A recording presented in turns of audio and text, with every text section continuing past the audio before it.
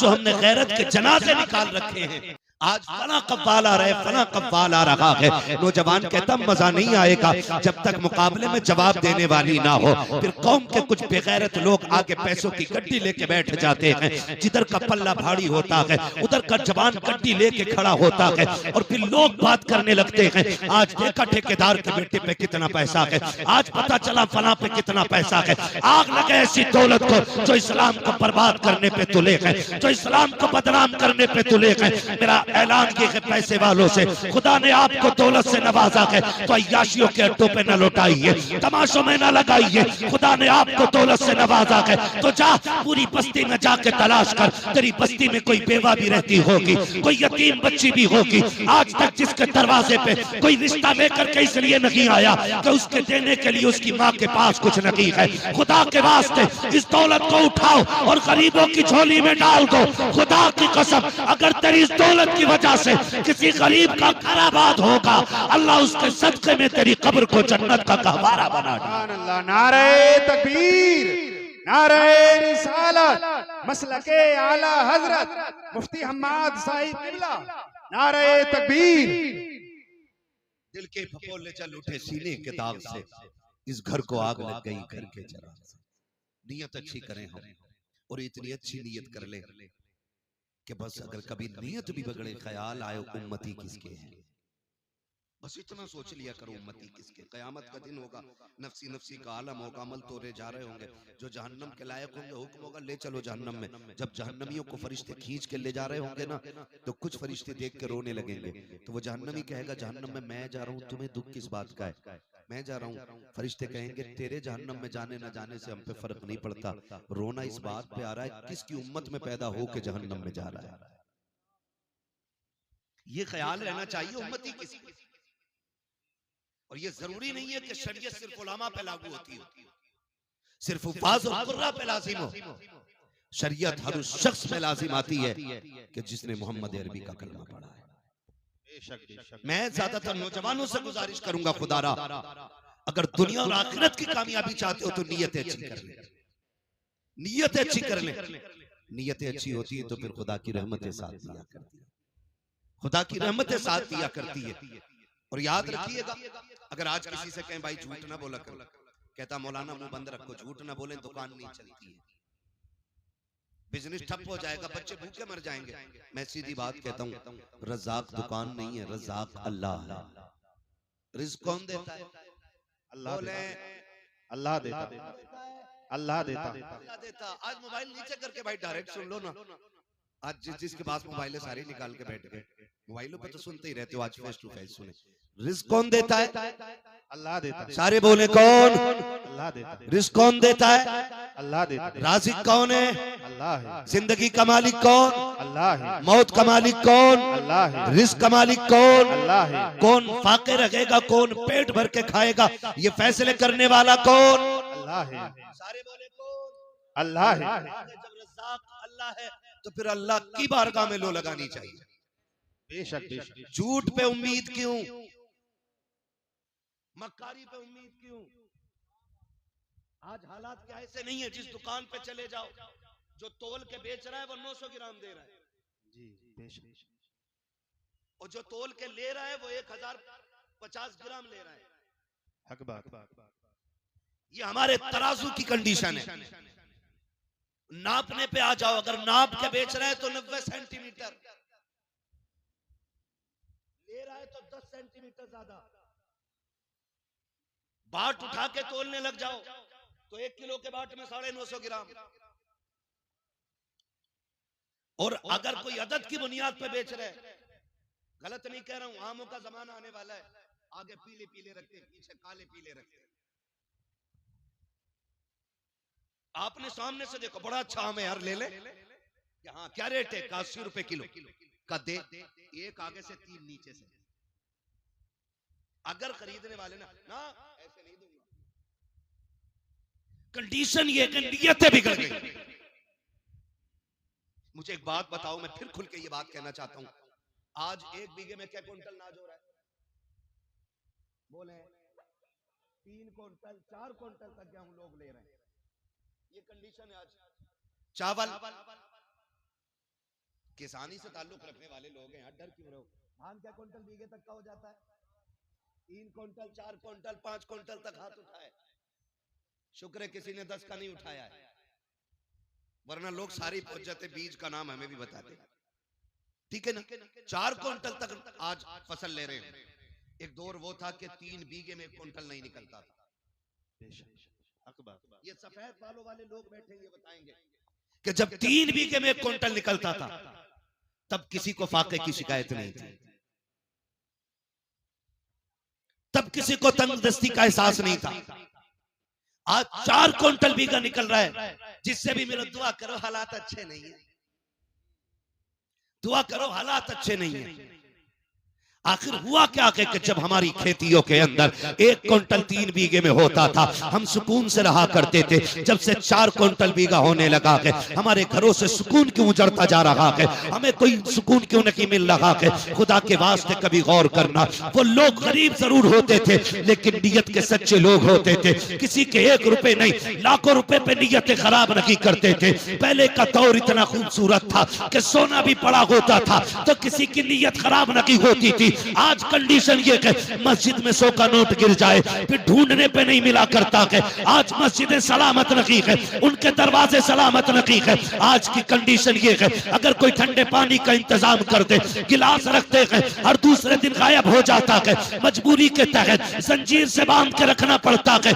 मैं पूछना चाहता हूँ हमने किस नबी का कलमा पढ़ा है? हम कौन सी कौम कहलाते हैं? हमारी मस्जिदों के दरवाजे महफूज नहीं है, हमारे समरसेबिल महफूज नहीं है, हमारे मस्जिद के दरवाजों पे रखे हुए फ्रिज महफूज नहीं है। फिर किस मुंह से कहते हैं हम जन्नती है? याद रखिएगा जन्नत तेरे मेरे बाप की जागीर नहीं है। जन्नत उसे मिलेगी जिसे मुस्तफा अता करेंगे और मुस्तफा उसे अता करेंगे जो मुस्तफा के तरीके पे जिएगा। इसलिए बरेली से आवाज आती है आज ले उनकी पनाह, आज मदद मांग उनसे, कल न मानेंगे कयामत में अगर मांग।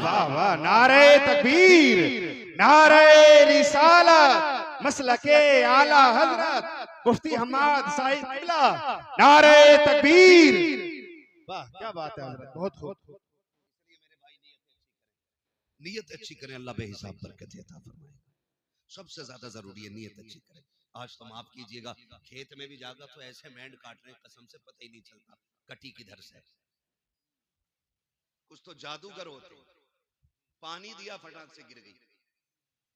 खेत में पानी लगने की देर है मेंढ गिर जाती है।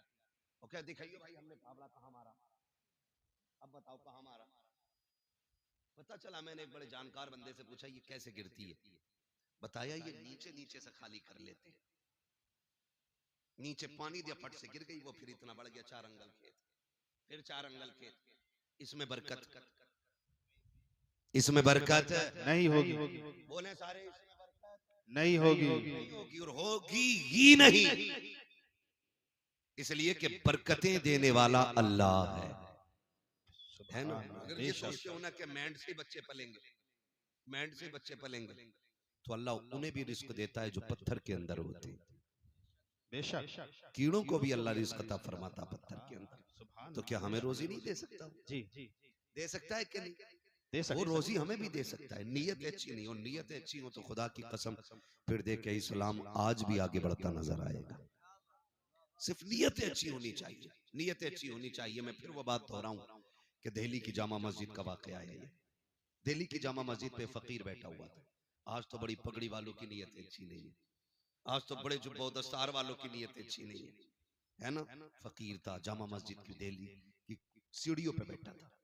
अब चूंकि एक खूबसूरत जगह हमारे मुल्क में तारीखी जगह जामा मस्जिद भी है, ठीक है, यहाँ पे जितनी भी तारीखी मकामात हैं शुक्र है वो सारे मुसलमानों के हैं, सारे मुसलमानों के, क्योंकि हिंदुस्तान मुसलमानों का है, मुसलमान हिंदुस्तान के हैं। बेशक ये बात याद रखिए, हमें कभी कोई यहाँ से अलग नहीं कर सकता, यहाँ से अलग नहीं कर सकता, नहीं कर सकता है। ये जितनी भी मुश्किलें आ रही है ना, ये हमारे अपने ही चापलूस मुसलमानों की वजह से। जी जो दलाल टाइप के मुसलमान है ना, उनकी वजह से आज उम्मत पे परेशानी आ रही है। बेशक, वरना डॉक्टर इकबाल ने कहा था टल न सकते थे अगर जंग में अड़ जाते थे, पैर शेरों के भी मैदान से उखड़ जाते थे। दश्त तो दश्त है, दरिया भी न छोड़े हमने, बहरे जुल्मात में दौड़ा दिए घोड़े हमने। ये हमारी तारीख रही है। आज 500 रुपए मुसलमान बिक जाता है, झूठी गवाहियां दे देते हैं अपने भाइयों के खिलाफ, झूठी गवाहियां। क्यों? 500 रुपए में तेरे बच्चे पल जाएंगे? क्या गुजारा 500 रुपए में हो जाएगा? अगर गुजारा 500 रुपए में हो तो मुझसे 5000 ले जा, लेकिन अहद कर कभी किसी मुसलमान के साथ गद्दारी नहीं करनी। रोना आता इन बातों को लेकर के। आज हम किस मकाम पे खड़े हैं?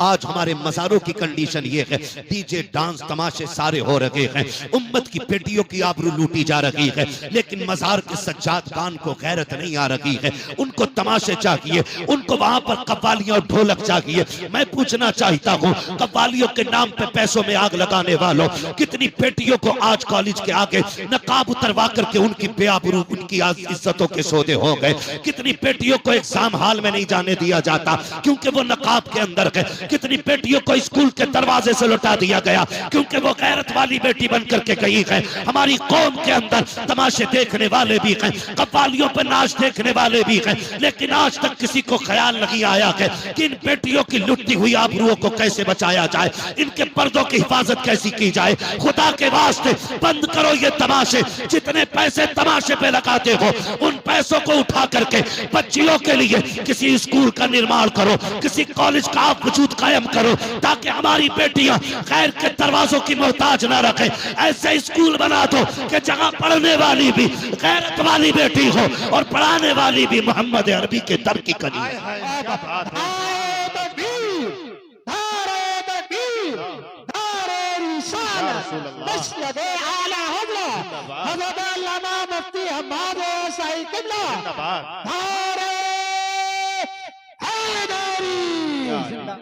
बुरा लगता है ना कोई मौलवी कहता है, तो कहते जो छोड़ो, ये मौलवियों की बातें ही ऐसी होती है।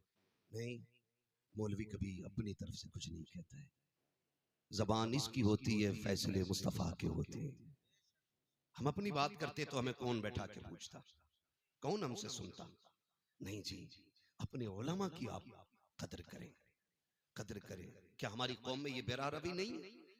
अल्लाह से ये साहब की उम्र में बेपना बरकत अता करे कि ये यहाँ उर्स के मौके पे जलसे करा रहे हैं। जितने लोग बैठे हैं, कम से कम इन तक दीन पहुंच तो रहा है ना, दीन पहुंच तो रहा है इन तक हुजूर का। कोई बात तो शायद किसी के सीने में असर करेगी। ओ भाई, हम नहीं चाहते आज के बाद किसी बेटी की फिर से आबरू लूटी जाए, फिर से किसी बेटी का नकाब उतरवाया जाए, फिर से किसी बेटी के दुपट्टे खुलवाए जाए सर से। क्यों? क्योंकि हमारे अपने स्कूल नहीं है, हमारे अपने इदारे नहीं है, हमारी बेटियां गैर महफूज हैं। कभी ट्यूशन के नाम पे मारी गई, कभी तालीम की बुनियाद पर उनका इस्तेमाल किया गया। कब बदलेंगे? उर्स हम हल्के कर लेंगे, लेकिन अब बेटियों की इज्जत के साथ खिलवाड़ नहीं होने देंगे। ये हम सब अहद करें और याद रखिएगा, ये काम किसी एक बंदे का नहीं, हर बंदे का काम है। और ये हर बंदा कैसे करेगा? क्योंकि एक और भी भूख है हमारे अंदर कि साहब मैं बड़ा बन जाऊं, अध्यक्ष मैं रहूं, खजांची मैं रहूं, सेक्रेटरी मैं रहूं। कुछ नहीं, हम कुछ नहीं, हम सारे हुजूर के दीन के नौकर बने। यहां हमें कोई सिला नहीं चाहिए। और ये जुर्रतें, ये अखलाक हुजूर के सहाबा में था, हुजूर के सहाबा में था। कैसा अखलाक था आप जानते हैं? कैसा अखलाक था? जब हज़रत उमर फारूक आजम ने बैतुल मुक़द्दस फतेह किया तो आप गुलाम के साथ जा रहे हैं और आपने बारी मुकर्रर की हुई है कि इतनी देर तू बैठेगा और फिर इतनी देर मैं बैठूंगा। सफर करते करते करते करते जब करीब आ गए ना, तो गुलाम ने कहा हुजूर अब दुश्मनों के करीब है हम लोग, बारी मेरी है लेकिन आप बैठ जाएं ताकि लोगों को पता चले कि इस्लाम का बादशाह आ रहा है, इस्लाम का खलीफा आ रहा है। हजरत उमर ने कहा चुप हो जा।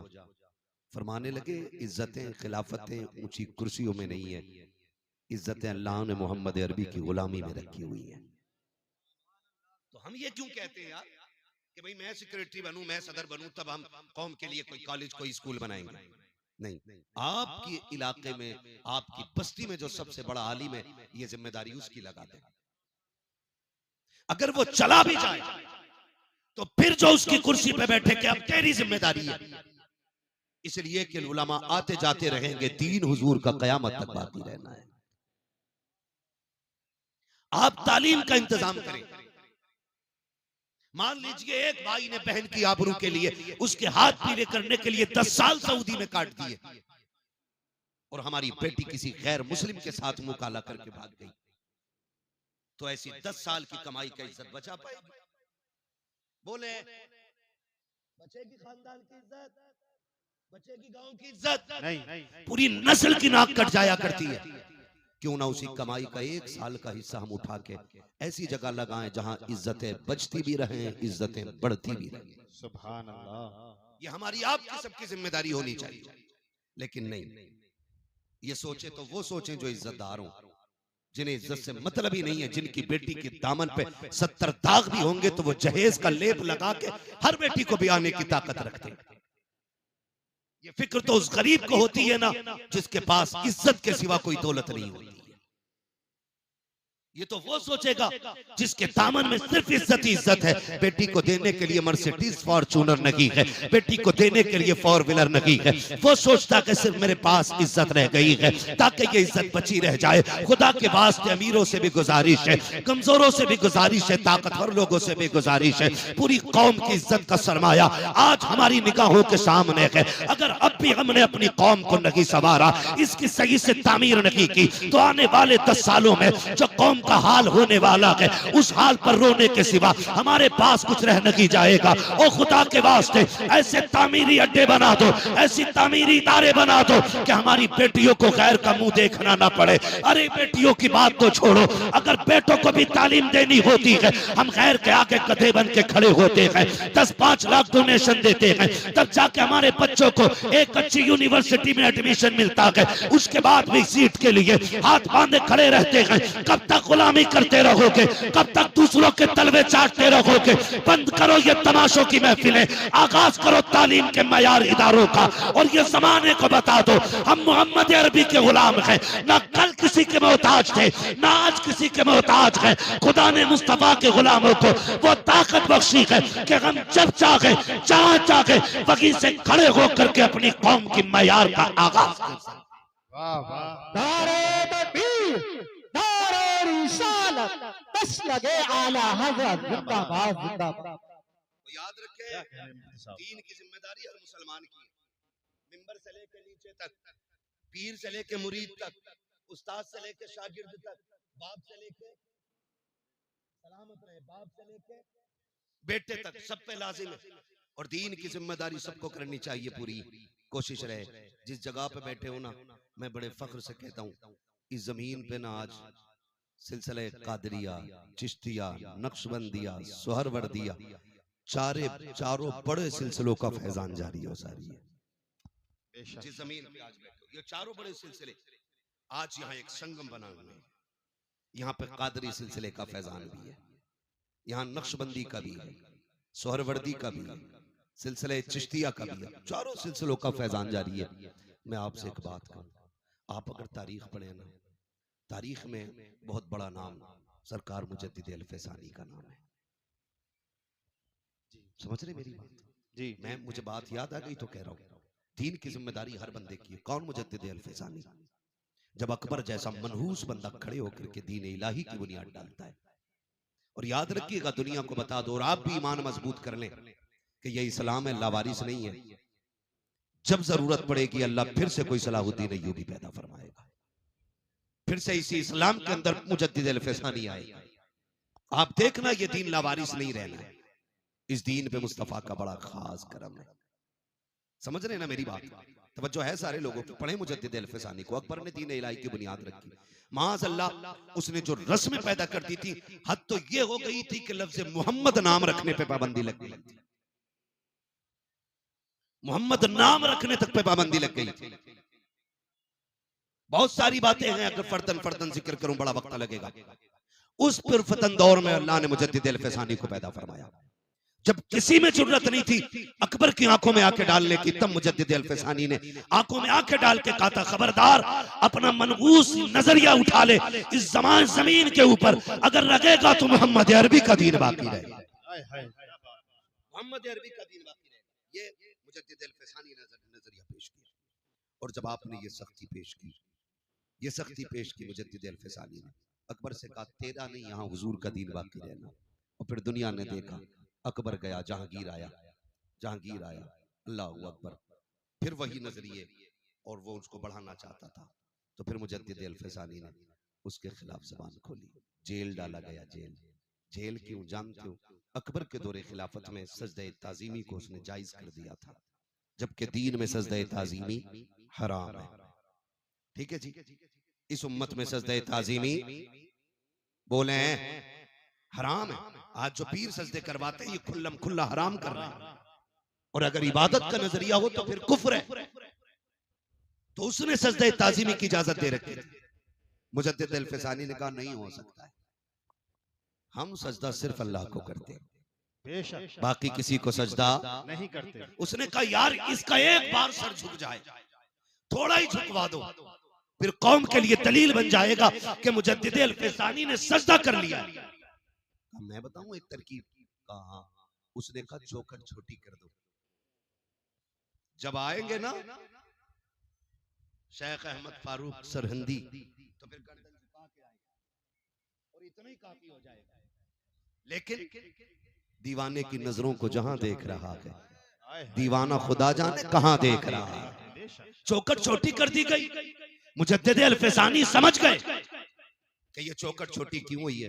अल्लाह वाले भी अल्लाह वाले होते, लोग पहले सर बढ़ाते तो झुकना पड़ता, आपने पहले पैर बढ़ाए, सर सीधा रखा, अंदर आ गए। उसने देखा लो सर फिर भी नहीं झुका, उसे आया गुस्सा, उसने कहा जेल में डाल दो। किधर डाल दो? जेल में, किधर? जेल में। आज लोग कहते ना ना सच की बात न करना, जेल हो जाएगी। क्या करेंगे? पकड़े जाएंगे।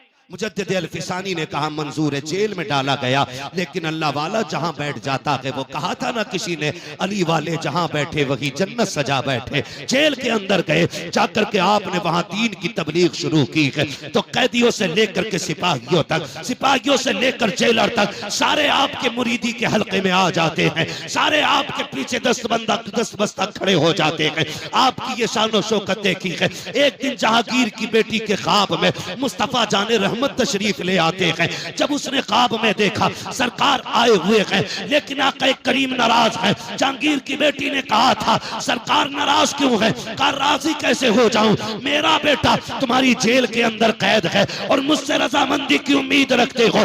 उसने बेटी ने उठ के सुबह बाप से कहा बादशाह वक्त सुन ले, रात मैंने मुस्तफा को ख्वाब में देखा है, आका का चेहरा उतरा हुआ था, सरकार गुस्से में थे और कह रहे थे मेरे बेटे को कैद में डाला है, इसलिए मैं तुमसे नाराज हूँ। का खैरियत चाहते हो तो जल्दी से उसको कैद से आजाद किया जाए। जब ये खबर बादशाह ने हजरत मुजद्दिद अल-फसानी को पहुंचाई कि हम तुम्हें आजाद करना चाहते हैं, बाहर निकल आओ। अब अल्लाह वाले भी अल्लाह वाले होते हैं। आज के कैदी को खबर मिल जाए कि तुम आजाद कर दिए गए हो, कूदता हुआ दौड़ता है, फटाफट भागता है कि लो जी आजादी मिल गई है। मगर बाहरे मेरे मुजद्दिद, तेरे हौसले को सलाम, तेरी अज़मत और रिफत को सलाम। बादशाह के वक्त कह रहा है तुम्हें आजाद कर दिया गया है, लेकिन मुजद्दिद अल-फसानी ने कहा था ना ना ना ना, मुझे आजादी नहीं चाहिए। का फिर का मेरी कुछ शर्तें हैं। का कौन सी शर्तें हैं? का पहली शर्त तो ये है कि जितने लोगों को तुमने हक बोलने की बुनियाद पे जेल में डाला है,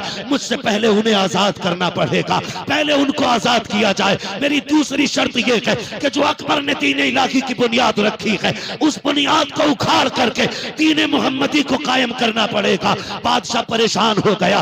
उसने कहा इसके अलावा का ये शर्तें पूरी करो तब मुझे आजादी चाहिए, वरना मैं नहीं आ सकता। उधर जहांगीर के सामने मुस्तफा का चेहरा भी था, इधर बादशाह के वक्त के सामने मुजद्दिद अल-फसानी की शर्तें थी। उसको झुकना पड़ा और ये कहना पड़ा, बादशाह ने कहा था ओ मोहम्मद अरबी के गुलाम आ जा, कुर्सी तो मेरी है लेकिन हुकूमत आज से इस जमीन पे तेरी चलाई जाए। सुभान, नारे तकबीर, नारे तकबीर, नारे रिसालत, नारे रिसालत, उर्से मुकद्दस, नारे तकबीर। सारे बंदों पे जिम्मेदारियां हैं दीन की, सारे अपनी जिम्मेदारी समझे। जहां जितना जिसका काम पड़ जाए और जितना हुजूर के दीन के काम कोई आ जाए, बस उतना ही अपने आप को खुश नसीब समझे। ये नहीं है कि आप हज करके आ रहे हो, 3 हज करिए, कह रहे अल्लाह का शुक्र है मौलाना इस साल में 6 उम्रे करे, 6 नहीं 8 कर ले। लेकिन अगर तेरे पड़ोस में कोई गरीब भूखा सो रहा है, तो बता तेरे उम्रों का क्या बनेगा। मुझे बताना, अगर तेरे पड़ोस में कोई यतीम बच्ची गुर्बत की बुनियाद पे जिसके बाल सफेद हो गए, तो अल्लाह कयामत में तेरी उम्रों पे तुझे जन्नत का टिकट देगा। तुझसे पूछा नहीं जाएगा तेरे पड़ोस में एक बच्ची बूढ़ी हो गई थी, बाप नहीं था, यतीम थी, तो बताओ हिसाब कैसे बनना है। इन वलियों के आस्थाने पे आने का फायदा यह है कि हम इनकी जिंदगी को अपनी जिंदगी के साथ मिला करके देखें कि हमारी जिंदगी में और इनकी जिंदगी में कितना बड़ा फर्क है। मजार सबके नहीं बनते, मजार उनके बना करते हैं जो रब रसूल के मोहब्बत में दुनिया से बेपरवाह हो जाते हैं, जो अल्लाह और उसके रसूल के हो जाते हैं। मजार उनके बना करते हैं, मजार उनके बना करते हैं। नौजवान मेरे सामने बैठे हैं, गुजारिश है मेरी आपसे, रवैये अच्छे कर लें, हुजूर के दीन की मदद करें और जितना जिससे हो सके हुजूर के दीन के साथ खड़ा हो। ये आज की सबसे बड़ी जरूरत है। और आखिरी बात कह दूं, अपनी सफों में मोहब्बतें पैदा करो, झगड़ों से निकलो, इत्तेफाक पैदा करो। ये जो मेड़े काट काट के लड़ाइयां मार रखी हैं ना, ये जो बीगे और बीसों के झगड़े बंद कर दो। आज तक कभी किसी का भला पूरा नहीं हुआ है। 100 बीघे वाला भी गज भर कब्र में लेटा है, 2 बीघे वाला भी लेटा है। पता अगर तूने 2 बीघा 4 बीघे किसी की मार के अगर जमीन बढ़ा भी ली तो तेरी कब्र में कौन सा अलग से तख्ता लगेगा। अगर जमीन की कसरत कब्र के रुतबे बुलंद करती तो मैं भी कहता 2-4 बीघे मेरे लिए भी हड़प ले। लेकिन नहीं जानते हुए नाम वर बेनिशां कैसे कैसे, जमी खा गई आसमां कैसे कैसे, बड़े बड़े कब्रिस्तान में लेटे। अगर ये नशा ना उतरता हो ना दौलत का, तो कभी कब्रें जाके देखो टूटी पड़ी है। फाथा तो बड़ी बात है, कोई मिट्टी डालने तक नहीं आ रहा है। कई कब्रों के तख्ते दिख रहे और कई कब्रों में हड्डियां नजर आती है। कभी कब्रिस्तान जाओ, क्या वो हमारी तरह नहीं थे? क्या उनके जमीन पे घर नहीं थे? क्या वो जायदादों के वारिस नहीं थे? क्या उनके पास जमीन और पैसे नहीं थे? सब था, लेकिन कब तक? जब तक सांस नहीं रुकी है। जिस दिन सांसों की माला टूटी और सांसें मोती बन के हवा में बिखर गई ना, समझ लेना फिर उसके बाद कुछ नहीं रह जाएगा। खाली हाथ आए थे, खाली हाथ जाएंगे, खाली हाथ जाएंगे। तो फिर नियत ये करो, दौलत भले कम हो लेकिन नेकी ज्यादा होनी चाहिए। करेंगे इंशाल्लाह। दौलत भले कम हो लेकिन नेकी ज्यादा रखिएगा। और अपनी कोशिश ये करें कि मुआशरे को बेहतर करें, बहन बेटियों को पर्दा सिखाएं, मुस्तफा की शरीयत की पाबंदी सिखाएं। फरमाया गया या अय्युहल्लज़ीना आमनु दुखुलू फिस्सिल्मि काफ़ा, ईमान वालों पूरे पूरे इस्लाम में दाखिल हो जाओ। हमारा जाहिर और बातिन इस्लाम जैसा होना चाहिए, मोहम्मद अरबी के जैसा होना चाहिए। तुम नहीं जानते हो, कुरान कहता लतुसअलुन्ना यौमइज़िन अनिन नईम, कयामत के दिन एक एक नेकी के बारे में पूछा जाएगा। चल मैंने तुझे गाड़ी दी थी, बता इसका काम दीन में कितना लगाया तूने। मैंने तुझे साइकिल दी थी, इससे दीन का कितना काम किया तूने। मैंने तुझे बंगला दिया था, मैंने तुझे इमारतें दी थी, मैंने तुझे करोड़पति बनाया था, बता क्या किया तूने दीन के लिए। फिर हिसाब लगाना है, कितना पैसा तमाशे पे लगा के आए, कितना पैसा ढोल धमाकों पे लगा के आए, कितना पैसा रफ्ते कुरान के लिए लगाया गया, कितना पैसा दीन के लिए लगाया गया। एक एक रत्ती रत्ती का हिसाब होना है। सारे फिर तैयारी करें अपनी अपनी। और इन बुजुर्गों से चूंकि हमारे पुराने रिश्ते रहे गए, इसलिए कि अल्लाह ने वली अहले सुन्नत में पैदा किए गए और अहले सुन्नत ही के अंदर अल्लाह ने अल्लाह वाले अता किए। ये याद रखिएगा, इनसे हमें जुड़े रहना है और जुड़ने के साथ साथ इनकी जिंदगी पे फोकस करना है कि ये वली कैसे बने। क्या बेटे की शादी पे डीजे बजवाया था या बारात को खड़े होकर खाने खिलवाते थे? ये इनके मजार से आवाज आएगी बकलूल, विलायत डांस करने से नहीं मिलती है, विलायत रब को रात को रब की बारगाह में मुसल्ले पे खड़े होकर आंसू बहाने से मिला करती है। दिन में रोजे रखने से विलायत मिलती है, कुरान पढ़ने से विलायत मिलती है। ये सारी चीजें वो तब अल्लाह वली बनाया करता है। तो इसलिए मेरी गुजारिश है, बुजुर्गों की जिंदगी को अपनाओ, कुरान के करीब हो जाओ, मस्जिदों के करीब हो जाओ, मुसल्ले बिछाने के आदी हो जाओ, रब को रो के दिखाने के आदी हो जाओ। वक्त कट गया है, मौतें हो रही, अब तो होलसेल में हो रही है। पहले इक्का दुक्का होती थी, अब थोक में हो रही है। पूरी पूरी गाड़ी साफ हो जा रही है। हाँ, बारात से लौट के आ रही थी गाड़ी, 9 मरे उसके अंदर। क्या है क्या है? किसी बुजुर्ग से कहा था नसीहत फरमा दे, उन्होंने कहा था चल तुझे क्या नसीहत करे, कहा कभी जनाजे देखे, कहा हाँ, कहा जिसे जनाजों से नसीहत हासिल नहीं हो सकी उसे तकरीरों से क्या नसीहत मिल सकती है। जनाजे देखकर नसीहत हासिल करें। एक दिन हमें भी आना है, कह रहा जल्दी लेके चलो, मर गए फला साहब, जल्दी लेके चलो। इसे तू नहीं लेके जा रहा, ये तुझे लेके जा रहा है कब्रिस्तान। इसे तुम नहीं लेके जा रहे हो, ये तुम्हें लेके जा रहा है और ये तुम्हें दिखा रहा है देखो आज मैं आया हूं, कल तुम्हें यहां आके लेटना है। एक बल्ब कमरे का फ्यूज हो जाए तो जब तक लाइट का इंतजाम नहीं कर लेता घुसता नहीं कमरे के अंदर। वो कब्र वो ठिकाना जहां कोई कुमकुमा भी नहीं है, एक चिराग भी नहीं है, फिर अंधेरा होगा ना। डर क्यों रे, बोलो ना, अंधेरे का घर है ना, फिर चिराग जलाया हमने। तैयारी की कोई? क्या तैयारी की? जो होगा देखा जाएगा। मौलवियों की बातें ऐसी रहती हैं। मस्जिद से निकल के कह रहा सब ठीक है लेकिन इमाम साहब का पैर हिल गया था, इमाम साहब की किरात सही नहीं है, मजा नहीं आ रहा मजा। ये मस्जिद से निकल के कह रहा, जिसे बिस्मिल्लाह याद नहीं वो इमाम की किरात को गलत कह रहा। हाँ? और मालूम है ये क्या क्यों हो रहा है? मजा नहीं आ रहा। इसके बेटे की बात में इमाम साहब लेट हो गए, इसलिए झगड़ा निकाल के कह रहा है नहीं नहीं इमाम साहब की किरात अच्छी नहीं है। अगर इससे पकड़ के पूछ लो ना दुआए कुनूत सुना तो कह रहा पता नहीं जी दुआए कुनूत होती क्या है। अगर इससे पूछो ना उम्मत किसकी है तो कह रहा भूरों के मोहल्ले में रह रहा हूँ, इसे उम्मत तक की तमीज नहीं है। उलमा पे उंगलियां उठाने वालों, हाथ जोड़ के तुमसे कहता हूँ खुदारा अपने उलमा का एहतराम करना, अपने इम्मा के खिलाफ मत जाना। जो कौम अपने रहनुमा के खिलाफ जाया करती है उसकी दुनिया भी बर्बाद कर दी जाती है, आखिरत भी बर्बाद कर दी जाती है। तैयारी पूरी है, जो होगा देखा जाएगा। कब्र के सवाल जानते हो कितने सवाल होने कब्र में? कितने? इनकी उंगली देख के ना बताओ, हो सकता है मैं इनके इशारे से इत्तेफाक ना रखता हूं।